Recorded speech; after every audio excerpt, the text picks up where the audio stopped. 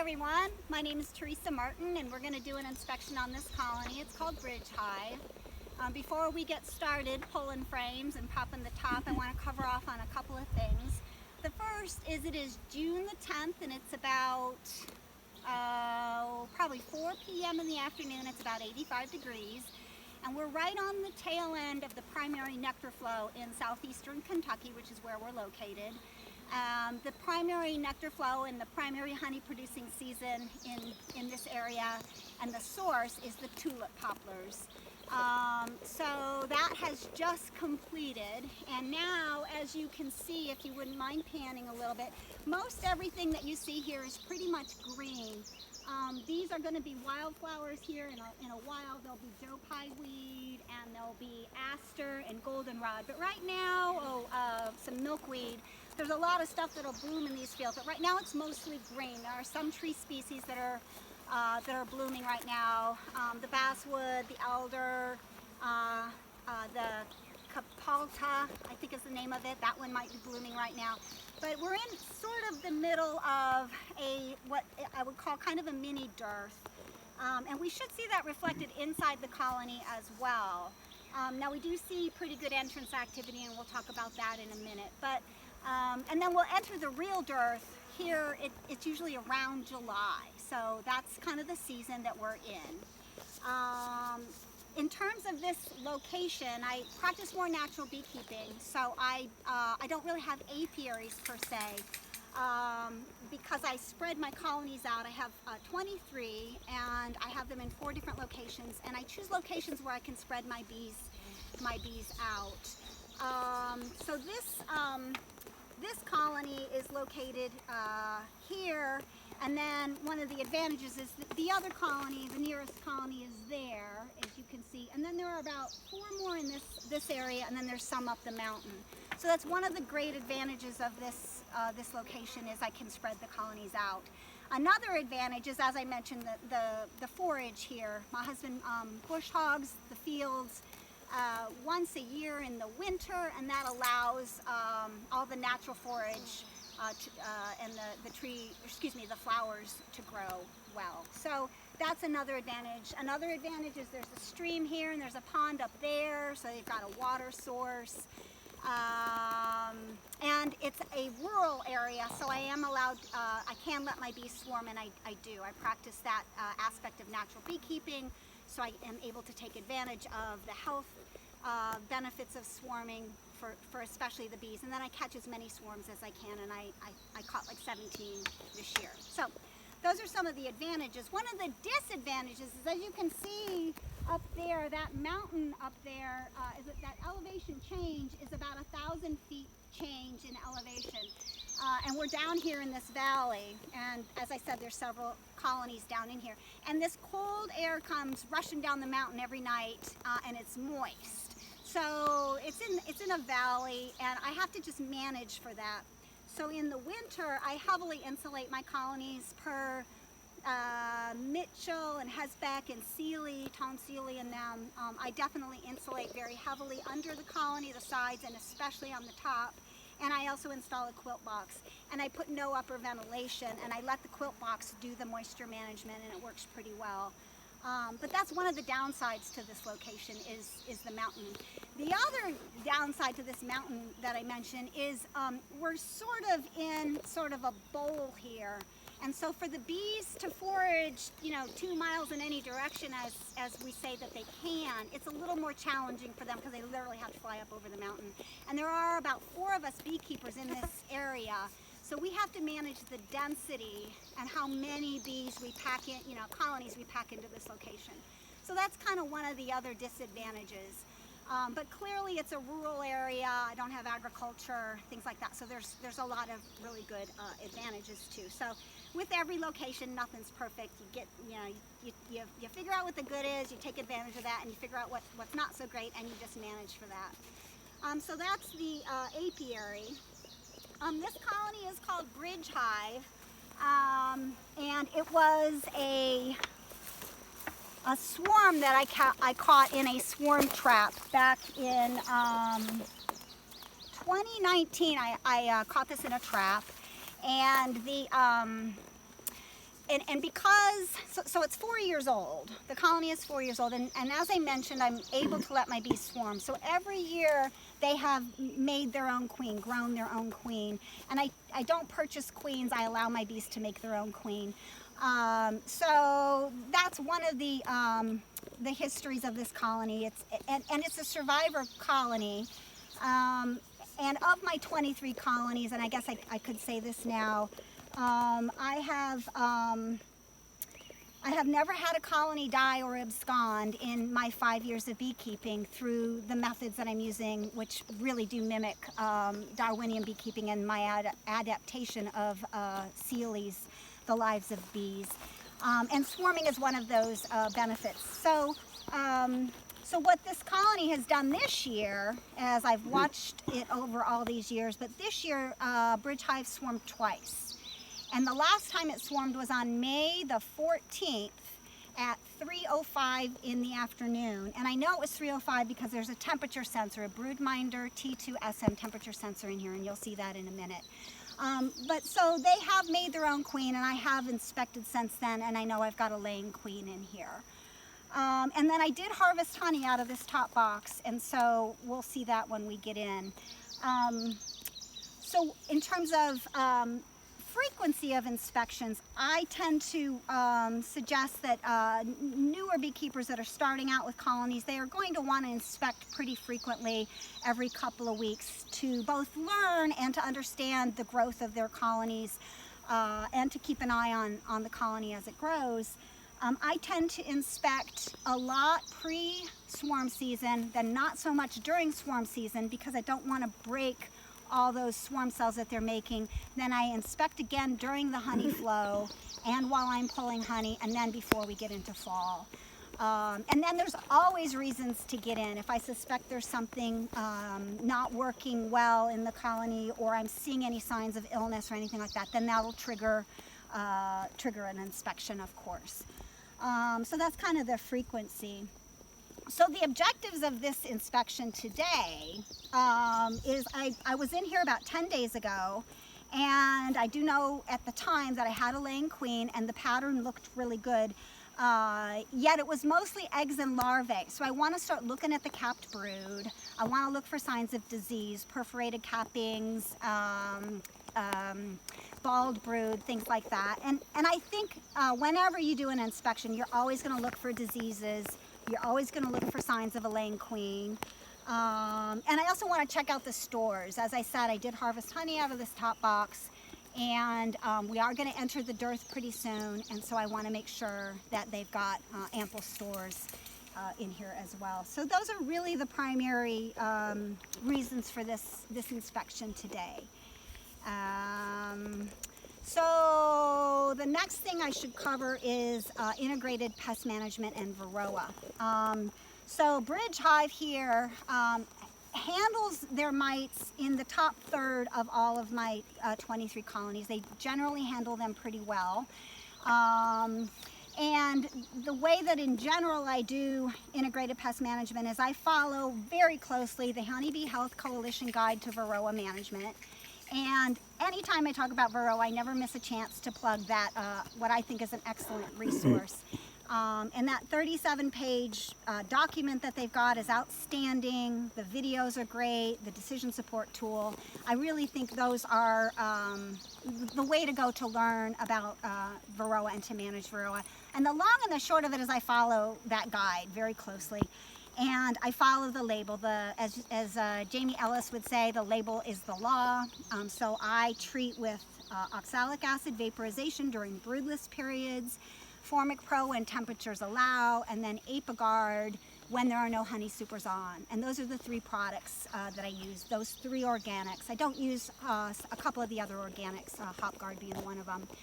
But that's how I do treatments. And I rotate treatments, and I treat individual colonies. And that's, again, one advantage of having colonies spaced out is when thresholds are exceeded, I treat.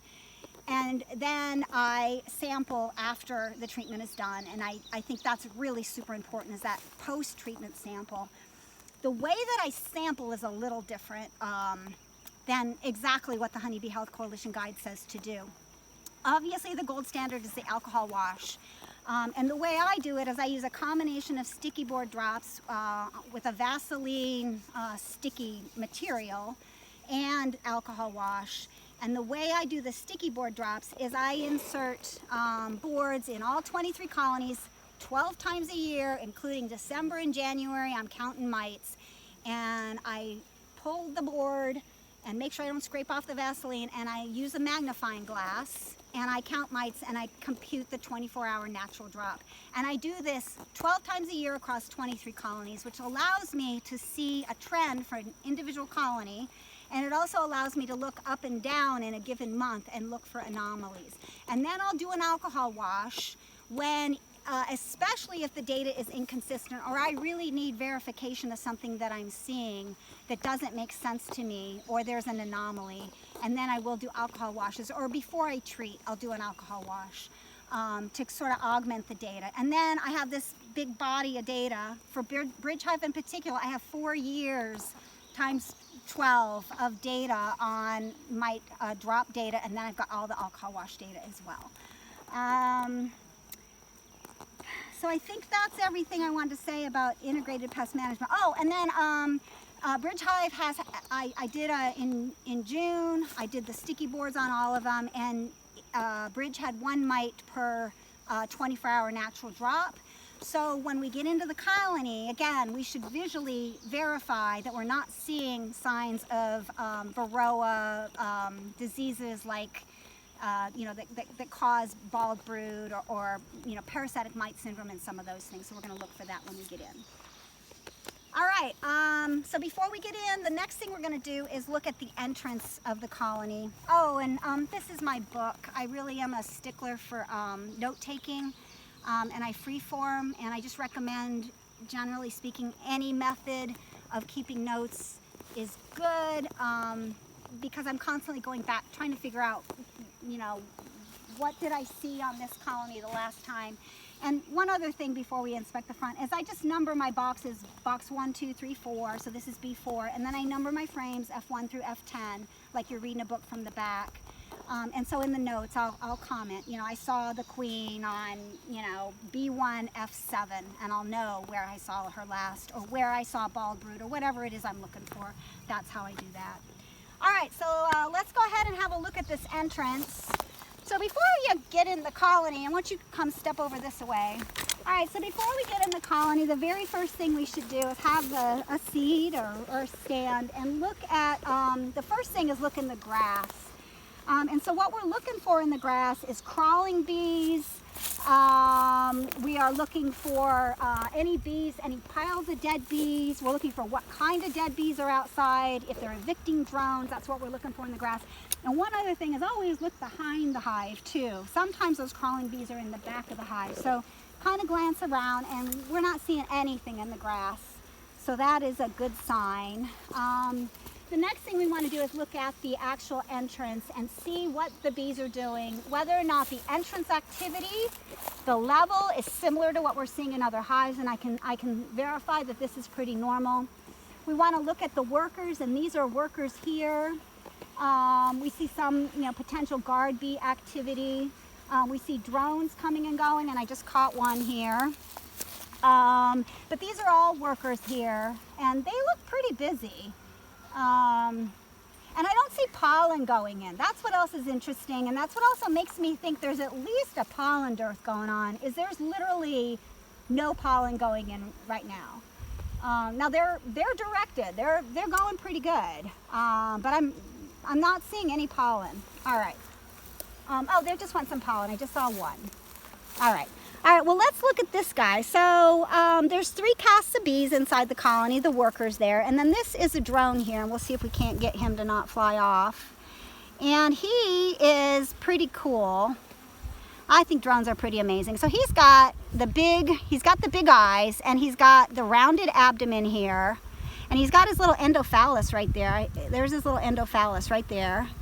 And that he uses to mate, and he's got these big wings, and he's kind of like a tank. Anyway, he is perfectly designed to catch a virgin queen in a drone congregation area and be the lucky boy, one of approximately 20, to mate with her. And so that's our drone. and we'll just let him go on his merry way. There he flew off. So that we've got our workers, we've got our drones, and then we've got our queen. And she is, if we don't see her, because I tend to not look for her, I look for signs that she's there, and I'm so focused looking for eggs and the signs, frankly, and diseases, that sometimes I just may or may not see her. But maybe we'll see her, it'll be fun if we do. And she's not marked, but she's bigger. She's the biggest bee inside the colony, and she has the longest abdomen, and it's for laying eggs. And she drops her ovipositor down inside the cell, and on the bottom she deposits an eggs, and so we'll hopefully be able to see eggs. So I think that's what I wanted to cover on the entrance. All right, I think we are ready to get in, so I'm gonna finish zipping up here and putting on my veil, and I will make sure our smoker's going well. It's been sitting there, it's probably fine, but we'll go ahead and maybe give it a refresh. All right. It looks pretty good, but we'll throw a little more fuel in just to make sure. It's never fun when your smoker goes out during an inspection. So we'll put some of this. I'm using right now egg cartons and cotton towels, cardboard egg cartons and cotton towels. So we'll stuff some of that down in there. That's going pretty good.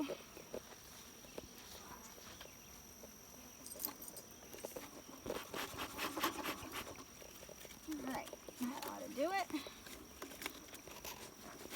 Okay. Let's see.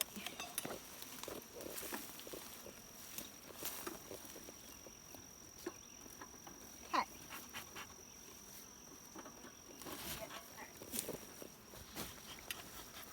Alright, so I already smoked them. I'll just give them a real gentle. They seem pretty busy. Alright. Okay, so I'm going to take this ratchet strap and I'm going to push it to the front here so I don't trip on it. Do you want me to get behind you? Yeah, why don't you come on over here now? Thank you. Thank you for doing this, Renee. Yeah.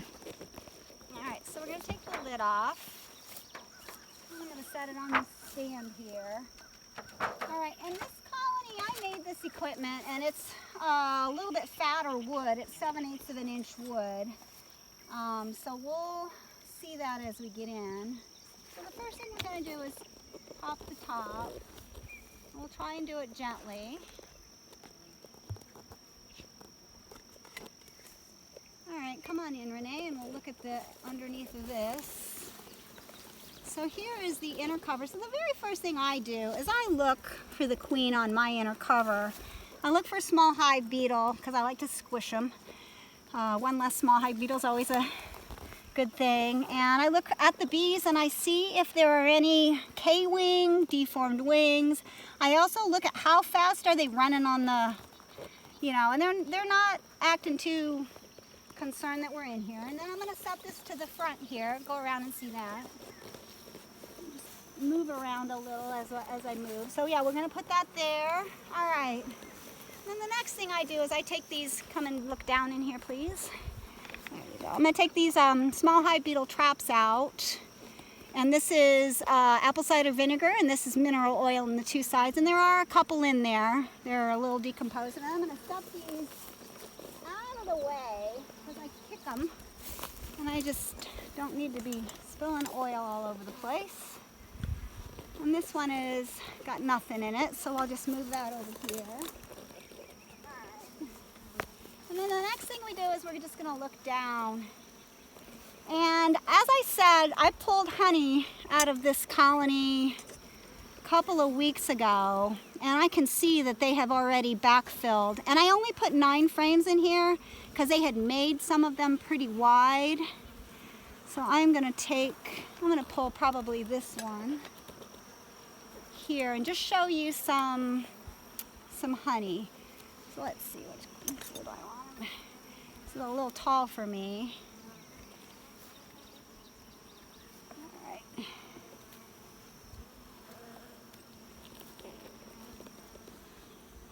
And we'll just go nice and gentle. And this is a pretty fat one. I'm going to use this J hook here. All right. Oh, and I can feel already that it's heavy. I'm going to try in general not to reach across the top of the box, but I kind of am because Renee's on that side. All right, and so this is a frame of honey. All right, come behind me. All right, so that's a frame of capped honey, and it's pretty much 100% capped. We could harvest that one. And then we'll just flip it. And you can see this along the bottom is white new comb, and then we've got uncapped nectar along the sides here. All right.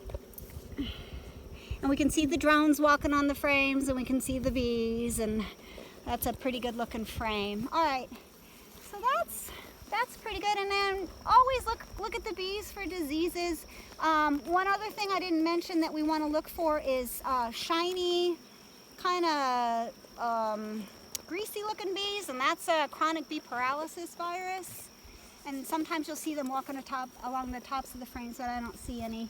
And then we want to look at the volume of bees in here. And if you look down, there are bees in most of these seams, which are the spaces between. It looks like this frame is not drawn out. I put in a new frame. I culled one, and so that frame, they've not finished drawing it. So that's probably all I'm going to do in this box, because I really want to get down in and look at brood. So I'm going to take this box off, and I'm going to pop the 4 corners. And as I said, this wood is heavy, but you'll see how it goes here. Let's see if I got that good enough. All right, here we go. Sometimes I think these boxes weigh more than I do. All right.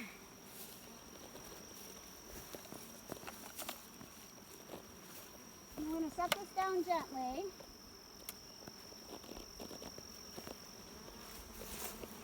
And on the diagonal. Thank you, Renee. All right. And they are making wax here between these boxes. And I imagine this one is full of honey as well. And we've got a lot of bees, and they're being pretty gentle. They're not, running across the top too much. So I'm just going to pull this box off next. But everything looks pretty good in here. And I'm going to set it on the diagonal on top of that one. Do you want me to go around front and catch that on video? Yeah, that'd be great. Especially if I don't know if you did the last time, but yeah. Thank you, Renee.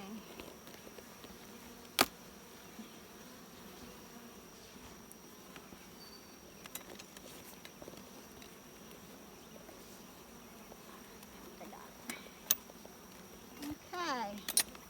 So that box was pretty heavy. And I do weigh my colonies. I haven't weighed this one in a while. And this one's pretty heavy as well.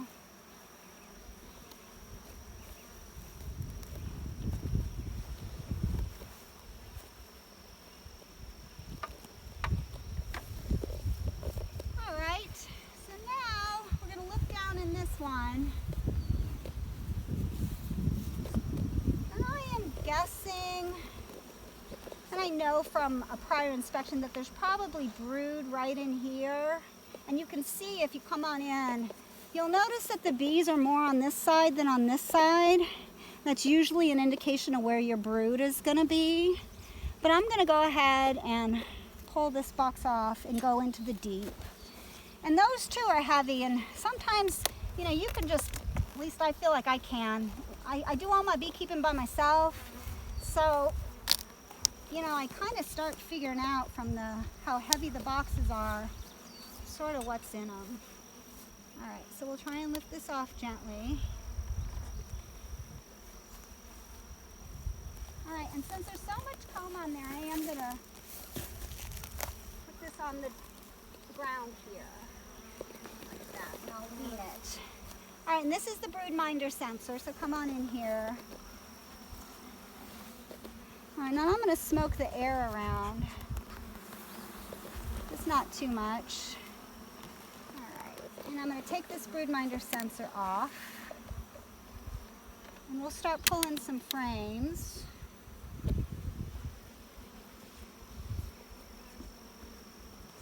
And I'm going to set this here so I remember to put it back, because half the time I forget. All right. So, let's go ahead and start pulling. I'm going to pull F2, frame number 2 here.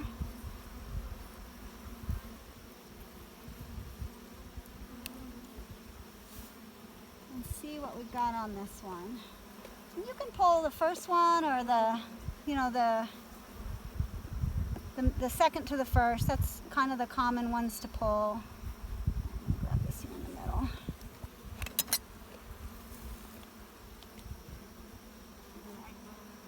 And we'll try and pull it straight up and gentle. And see what we've got. All right, and the sun is over there, so I'm going to swing around this way. I'll get on this side. Yeah. All right, so let's have a look at what we've got here. So here's a pollen band, and we're not seeing honey on this frame. I saw a girl walking with pollen. These are workers.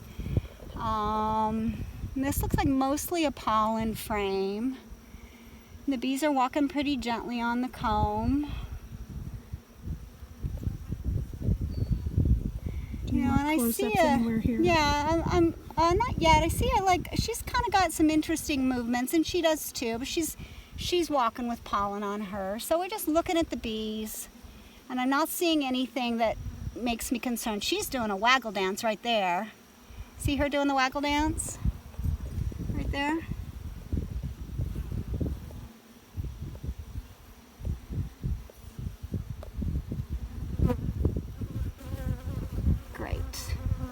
All right, so I'm gonna have the sun at my back, and I'm gonna look down into these cells and see if I can see eggs or larvae, and we're keeping our eye out for the queen. All right, here's a frame of capped brood, so come on back in here. All right, so here we've got capped brood, and we see some uncapped brood here, and that's larvae down in those cells. Put your finger where you want me to video close up. Oh, okay, that's a great idea. Okay. All right, and now I'm going to tilt the frame, and now you can see I'm looking, there's some really young larvae, and it's progressive.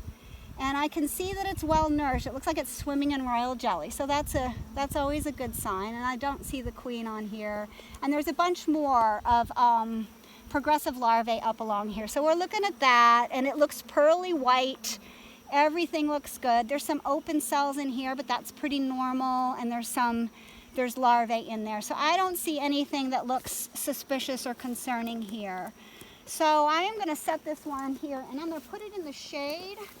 I just don't like to set it in the sun, but a little bit out of the way so that I hopefully don't kick it. And we're going to pull a couple more frames.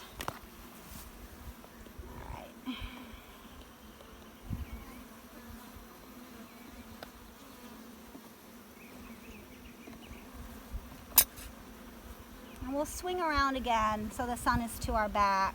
I try not to reach over the top of the hive. All right, so here we've got another frame of capped brood. Let me try from here. Yeah. Well, and we'll just kind of scan now that we've seen capped brood. We kind of have seen this, so we'll keep moving. And then we'll rotate it. And this is another nice frame of capped brood. All right. So I am going to put this one back.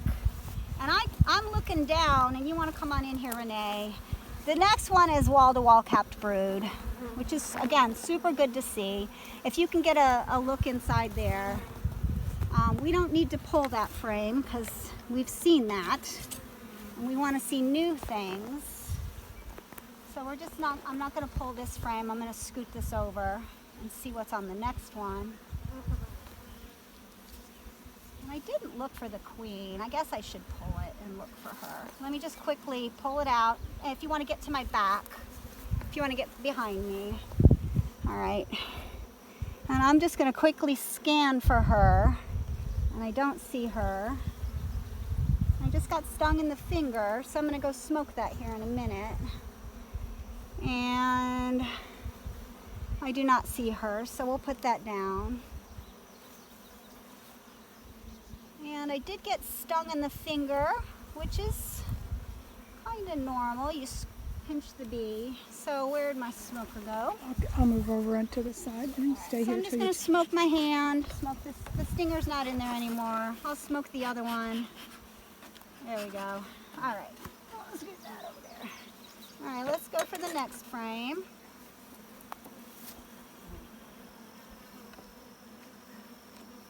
And we'll pull that one out nice and gentle. And I can feel this one has a little more weight to it, so I'm guessing it's going to have some honey on the other side. All right, so we're going to scan this frame, and notice we're holding it over the box in case the queen's on there. And I don't see her, but I do see larvae, and I think there's probably eggs on that one. And I am not seeing the queen, but I'm going to go with my back with the sun, and we will see.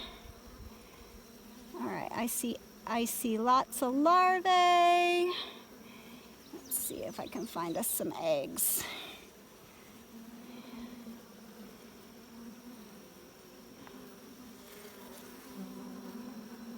Okay. And that sun angle is low in the sky.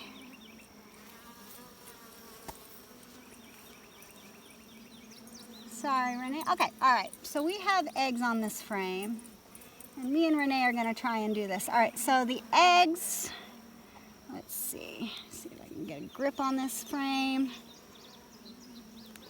And it's hard to point and hold the frame. And where'd they go? Okay, there's eggs right in here.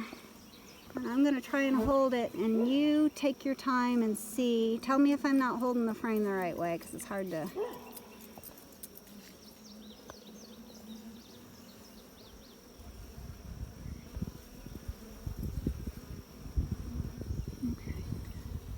You think you got it, or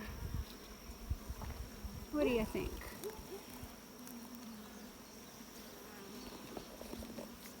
There's some more over here, but do you feel like you got it, or? Hard to say because of the glare. I know, it's super hard, isn't it? You just tell me wherever you want close-ups. Here, try another one right in here. I'll try and hold my finger right there. There's eggs right there. Let me get you. And I have no idea if I'm angling it the right direction for you to see down. I'm going to try to rotate a couple different directions here and hopefully get what you're wanting. And I'll try to get a little closer for you. Okay. All right, let's hope we got it. That's a little hard, isn't it? Is this where you want me right now? Oh, come back over kind of close to me. All right, I'm going to pull yet another frame. I'll make sure I didn't see her down on that one. All right. So we'll put this back nice and try not to squish anybody. All right, let's get another frame out. So we've pulled, this will be like the 5th one we've pulled.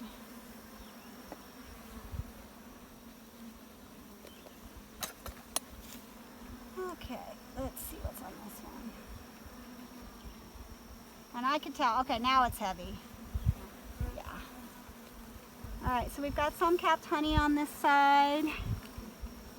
We've got some open nectar here.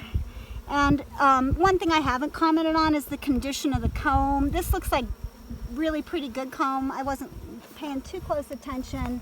That's a little darker, but this is a pretty good frame. It's not black yet. I do need to start rotating out my comb.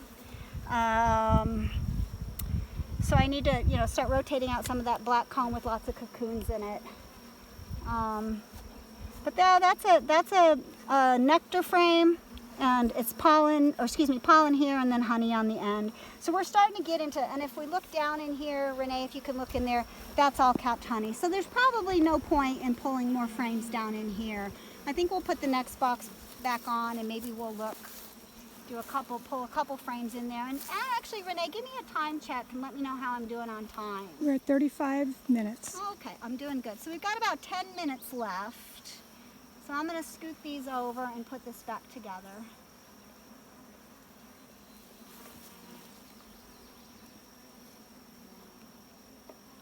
We did not see the queen, but she is a little hard to find in 4 boxes. Sometimes you get lucky. Let me look down, make sure she's not on that frame. Maybe I'll pull this one, make sure she's not on here. She's fun to see.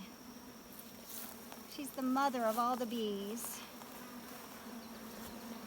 Yep, and this one, notice it's not drawn here. They've not drawn that out. All right. When we see drones, I'm looking for diseases. I don't see. Everything looks pretty good. All right. Okay, let's put it back together here. Put our frame back in. Yep. And again, this brood looks good. There's no perforated cappings, holes. I don't see any bald brood. That's always, where the pupae is exposed. What we see there is the larvae, so it looks good and healthy, and that is mirrored by what I'm seeing, when I do my my mite sampling. So that's always a good sign when we're seeing similar results. All right. Okay, and I'm going to squish these frames back together and put that box back on, and we'll put the brood minder back in. That's that temperature sensor I told you about. And this thing is really useful. It also tells me when they're thermal regulating the brood nest. All right, we'll give them a little smoke across the top just to move the bees.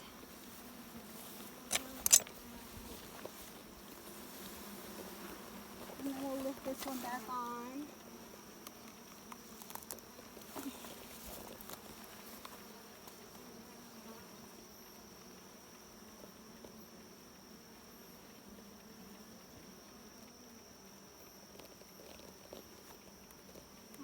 And then I think I will pull a couple frames from in here since we have time.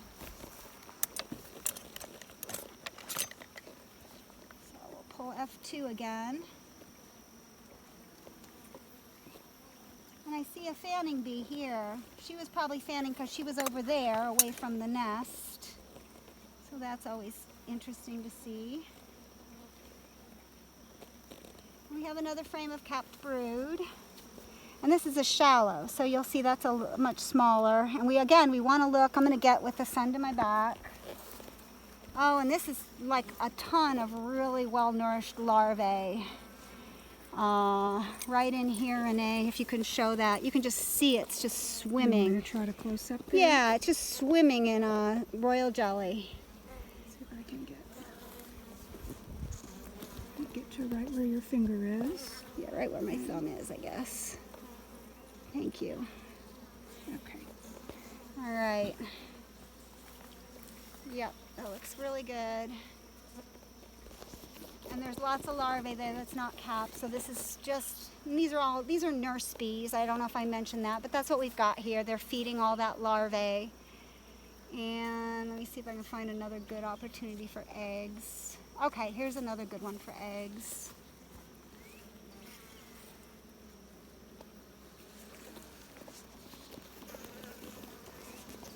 Right in here, there's a ton of eggs right under my finger. Okay, my turn. And it's hard because the camera wants to shade it. I've tried to get this close up there right at your fingertip. Awesome. And I'll try for super close and see if we can get it. Okay. All right, and then observing here, this is a queen cup.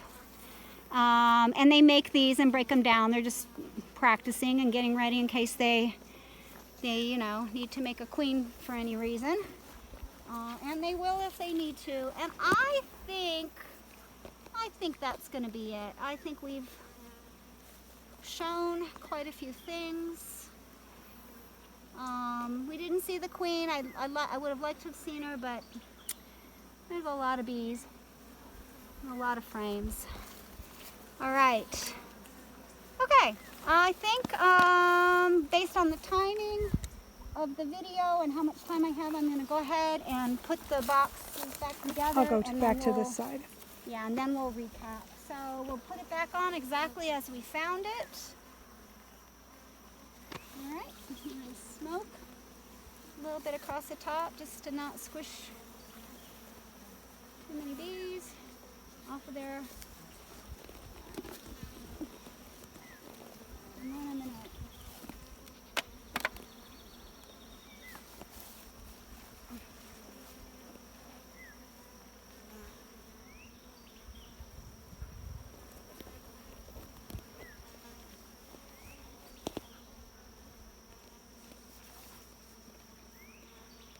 and that's a lot on there. I kind of feel compelled to pull it off, but in the interest of time, I'm not. I'm just gonna try and smoke them off. That's a little bit. That's because of my violation of bee space. When I made the boxes myself, it's one advantage of not making your own equipment. But it's thicker wood. I was trying to go for a little bit thicker insulation. That's why I did it. But you know, as a beekeeper, you try a lot of things. This box is so heavy it's stuck.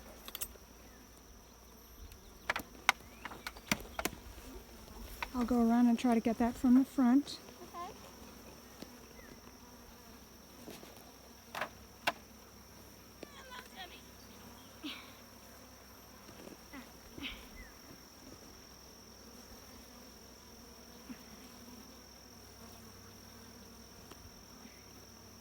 All right.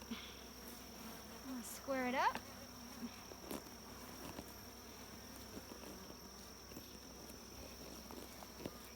Put those beetle traps back in.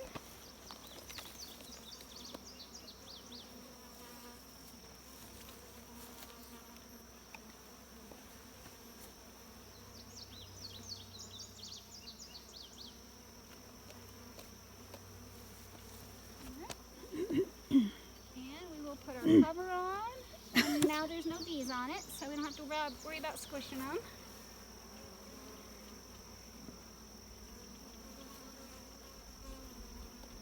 Good.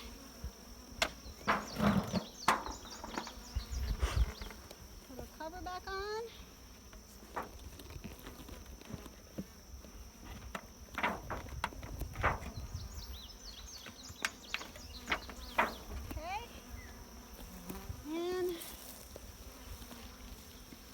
Ratchet strap. I'm going to keep the ratchet strap on year round, just so the wind doesn't blow it off and in the winter. All right, okay. So I would declare this colony healthy. We saw no signs of diseases. We saw well-nourished larvae. We saw a good number of bees. They acted very calm. They acted very queen-right. We saw eggs, of course. It seems like they've got plenty of stores to get through the dearth. I can probably pull some more honey out of this third box. I send them into winter with 3, really heavy. So I would only harvest out of this box. So I might pull some more honey out of this box, and then just return the wet supers and see if they want to fill it again. The other thing always is keep my eye on mites. You know, keep doing the sticky board drops. Keep doing the alcohol washes as needed, and that's, I think, everything that we'll need to do as far as next steps for this colony. But I think they looked pretty good. I'm pretty pleased with them. And again, 4 years, you know, they're in their 5th year now. I'm looking forward to having many, hopefully, great years with these bees. So thank you very much.